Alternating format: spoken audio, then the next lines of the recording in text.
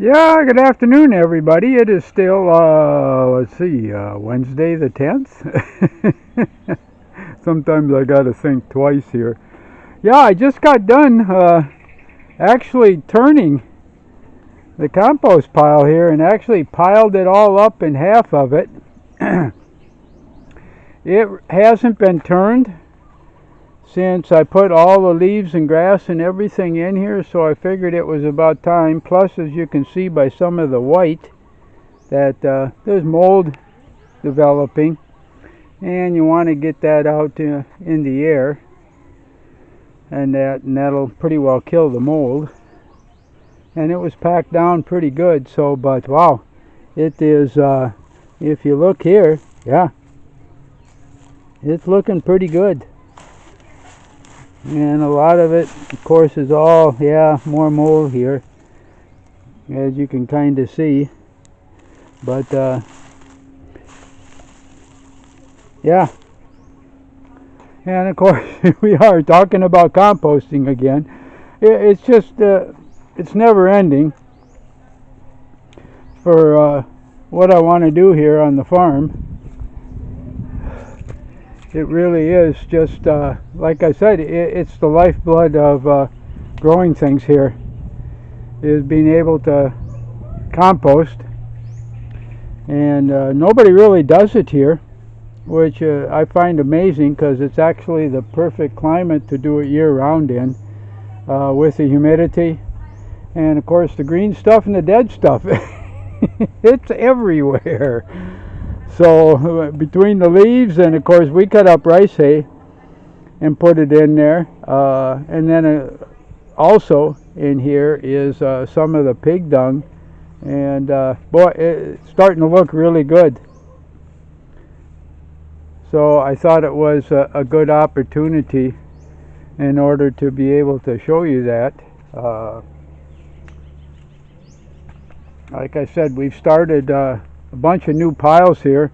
Most all the compost that was in this banana field right here went into garden rows 1, 2, 3, and 4, which I showed you in a previous video. So, and like I said, that kind of work just never ends. And the banana trees here are kind of coming back to life too, even though we lost quite a few of them. And we'll be doing more planting, of banana trees. We'll dig up some of the young ones that are growing around the root and replant them. And I also have not trimmed here for a long time. I didn't really want to trim the trees when we were in such a deep drought here, figuring that I'd lose them. And wow, yeah, we got a heart here right there, if you can see, and a good sized heart. So yeah, good news. We'll be getting some more bananas here, and like I said, they do really love the rain and the moisture, and we'll probably be getting a heart out of that big one there too. So it's looking good, looking good. And with Lando here today, we got quite a bit done with cleaning all the pig pens. Generally we've only cleaned a couple of them and just added rice hay to the rest, but cleaning them all. And as you can see, I got him, I cut this grass here yesterday and actually rake it up in the piles and bag it up, and of course that'll go right into the compost piles here. That's real good. It's the green cut grass plus the dead leaves that have fallen. And I also cut down below here the last couple of days, Monday and Tuesday. I started cutting the grass down here. It was getting to look pretty rough here and we'll rake that up. Probably tomorrow we'll start. And then of course, as you can see over there, there's more long grass growing, and we'll cut that up all the way down to the rice fields here. And we should probably go in the rice fields and actually cut the grass there too.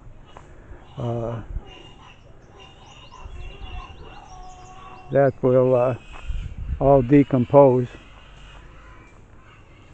But pan around here kind of slow. Yep. And it's worked out real well for us here. And like I said, composting again. Oh boy. But it is. It's really the lifeblood of our gardening here. And we have finally, last year and this year, got the soil where it's we've got some really good soil in order to grow with our bean crop last year. And Beth is growing some vegetables right now in as you can see in some of her videos in the front yard. But that's okay too. About the worst that got hit with the drought was our new banana field here, but as you can see by the soil, it's pretty bad.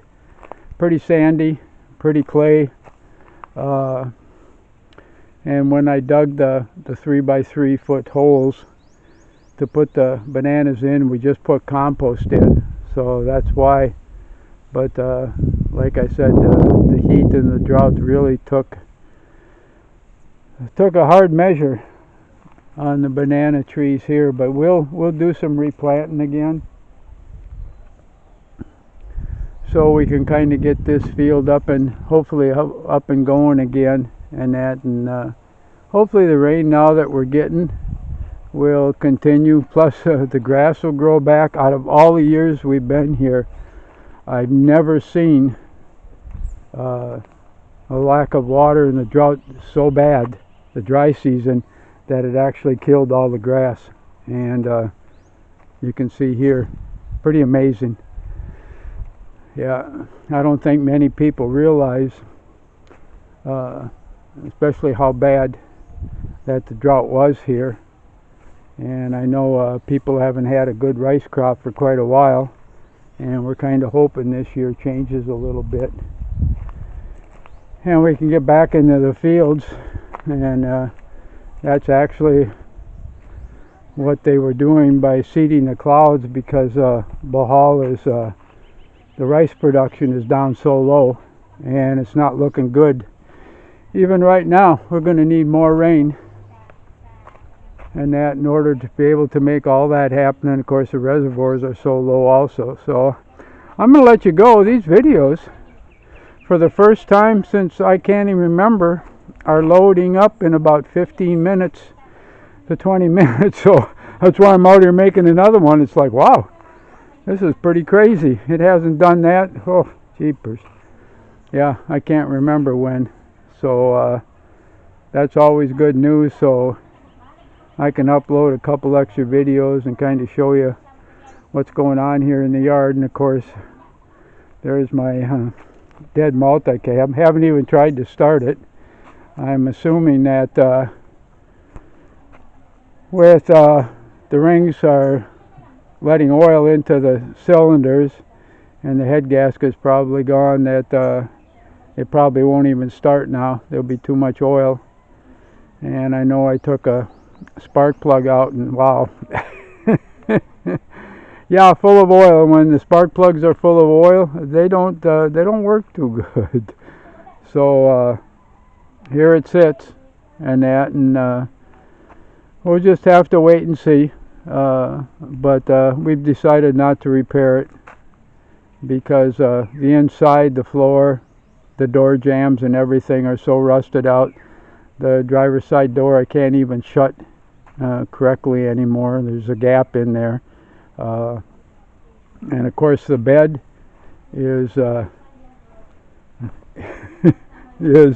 I've got it all covered up, but that whole section, you see the holes there, and you see the holes here. That whole front section is full of holes, and it's on its last leg too. And I don't want the fact of somebody actually stepping on it and having to go through it. So I've been putting plywood on there, and that like I said, it served us well when we bought it in 2011. We expected it to maybe last 3 years because it wasn't in the greatest condition then, and over the years we've stuck a lot of money into it to keep it running. But yeah, don't think it's worthwhile to keep feeding a dead horse. It's just going to start costing us more money and that to keep her running and stuff going. And oh boy,